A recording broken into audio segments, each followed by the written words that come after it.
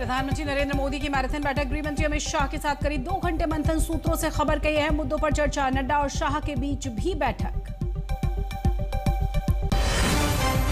Operation सिंदूर को लेकर संसद के विशेष सत्र की मांग पर अड़ा है विपक्ष। 16 पार्टियों ने प्रधानमंत्री को लिखा है पत्र। आम आदमी पार्टी नहीं हुई शामिल। ऑपरेशन सिंदूर पर बड़ा खुलासा। भारत में 7 से 10 मई के बीच मचाई थी तबाही। पाकिस्तान के 6 लड़ाकू विमान, 2 AWACS रडार किए थे नष्ट। बिहार चुनाव से पहले नए सियासी समीकरण की चर्चा तेज हुई। महागठबंधन में शामिल हो सकती है AIMIM। अलायंस को लेकर ओवैसी की पार्टी ने जताई है दिलचस्पी। और अग्निवीरों पर योगी सरकार का बड़ा फैसला। पुलिस और PSC की भर्ती में 20% आरक्षण का ऐलान। उम्र में भी 3 साल की छूट का प्रावधान।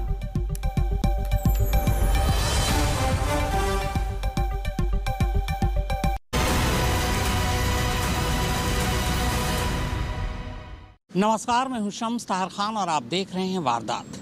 जामताड़ा की कहानियां तो आपने बहुत सुन ली। आज आपको देश के उन जिंदा मुर्दा जामताड़ा की कहानी दिखाने और सुनाने जा रहा हूं, जिसे देखने और सुनने के बाद आपका दिमाग सन्न हो जाएगा। ये कहानी है उन लोगों की जो या तो मरने वाले हैं, मर चुके हैं, या फिर मारे जाने वाले हैं। और यहीं से शुरू होता है करोड़ों अरबों रुपए का वो खेल जो इस वक्त देश में आधे से ज्यादा राज्यों में खेला जा रहा है। हालांकि इस खेल का पर्दाफाश हुआ है यूपी के संभल से।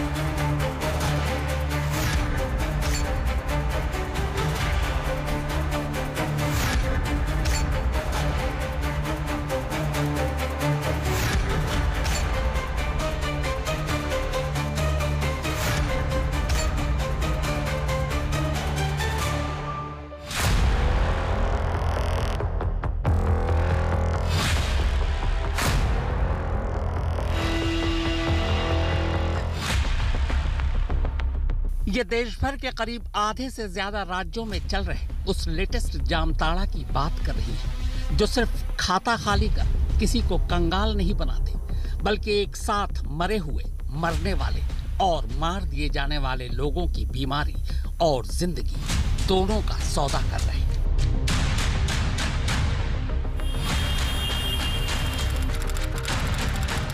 बस यूं समझ लीजिए कि साउथ इंडिया के राज्यों जम्मू कश्मीर और हिमाचल प्रदेश को छोड़ दें तो देश के बाकी हर राज्य में इस तरह के गैंग मौजूद हैं, जो बीमार लोगों को चुन चुन कर उनका बीमा करवाते हैं, फिर सारा पैसा खुद ही हड़प कर जाते हैं।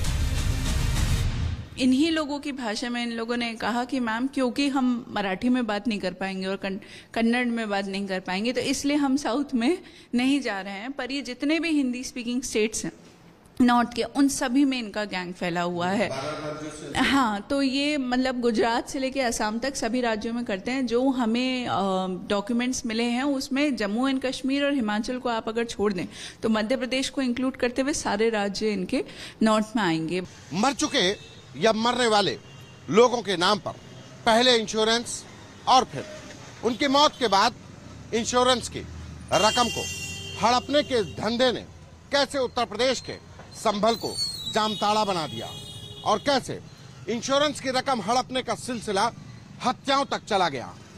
परत दर परत बताएंगे हमको कैसे हुई इस कहानी की शुरुआत और कहां तक पहुंचे इस पूरी गैंग के तार। झकझोर देने वाली इस कहानी और खुलासे को जब आप सुने और समझेंगे तो शायद देखने सुनने के बाद भी आपको यकीन न आए। यकीन आए भी तो कैसे?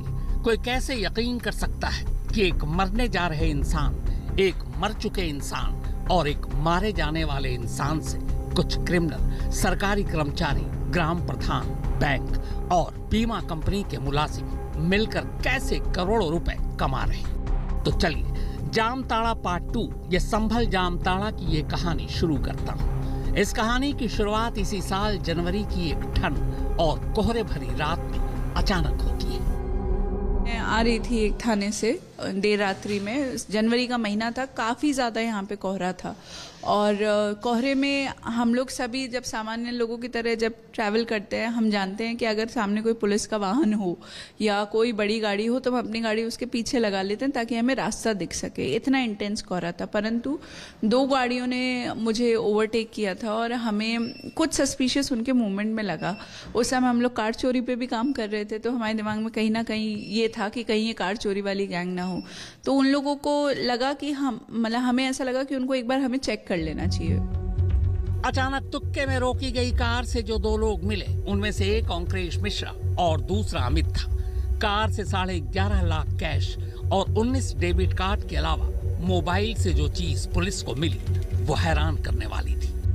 मोबाइल में 1 लाख से ज्यादा अलग अलग लोगों की तस्वीरें थी।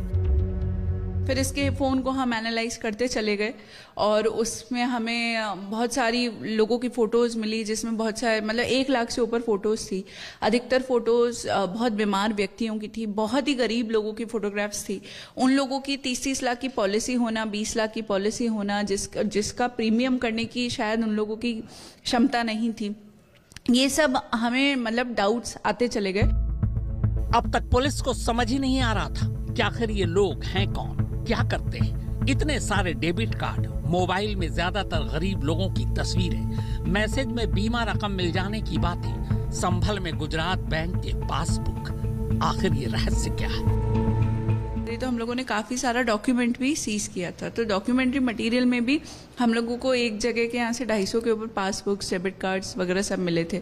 वो पासबुक्स भी जो है गुजराती बैंक, गुजरात के लोगों के पासबुक्स हमें यहाँ के लोगों के पास से मिले, असम के, छत्तीसगढ़, वेस्ट बंगाल।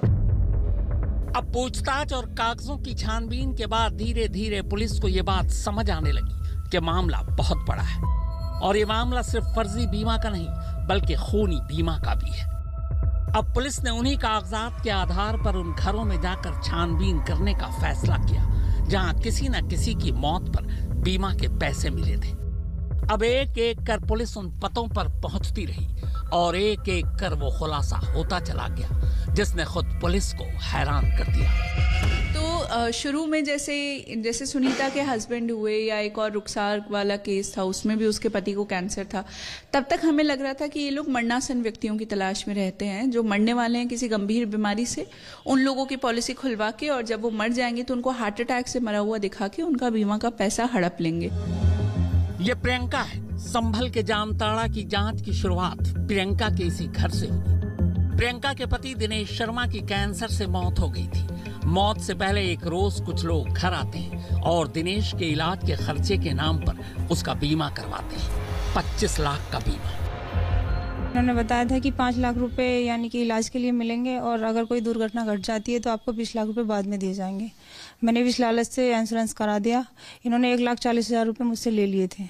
आप ही से उल्टे ले लिए? जी। अच्छा, इन्होंने 3 बार में करके मुझसे पैसे लिए थे। 25 लाख का इंश्योरेंस करवाने के कुछ महीने बाद 30 मार्च 2024 को दिनेश की मौत हो गई। अब नॉमिनी बनी प्रियंका का बैंक खाता खुलवाया गया। बैंक से मिली चेकबुक पर उसके दस्तखत करवा लिए गए। पैन कार्ड, बैंक की पासबुक सब बीमा कराने वालों ने अपने पास रख लिया। और तो और बैंक से जिस फोन नंबर पर ट्रांजैक्शन के मैसेज आते वो भी बदल दिए गए। नतीजा ये हुआ कि इंश्योरेंस की 25 लाख की रकम में से 25 पैसे भी प्रियंका को नहीं मिले। आधार कार्ड से खुला था, मुझे बैंक से चेकबुक मिली थी और एटीएम कार्ड मिला था और बैंक की पासबुक मिली थी। इन्होंने मेरे से तीनों ही ले लिए और इन्होंने क्या बोलते हैं चेकबुक पे मेरे से साइन भी कराए थे। अच्छा, चेकबुक पे साइन करवा करके आपको दे दिया? जी।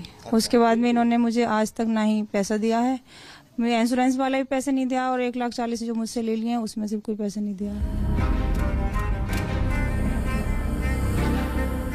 ये चंद्रसेन है। इनके 35 साल के बेटे दिनेश की 2 साल पहले अचानक मौत हो गई। 2 साल पहले दिनेश को कुछ लोगों ने बैंक से लोन पर ट्रैक्टर और बाइक दिलवाई। फिर एक रोज अचानक बिल्कुल ठीक ठाक दिनेश की रहस्यमयी हालत में मौत हो जाती है।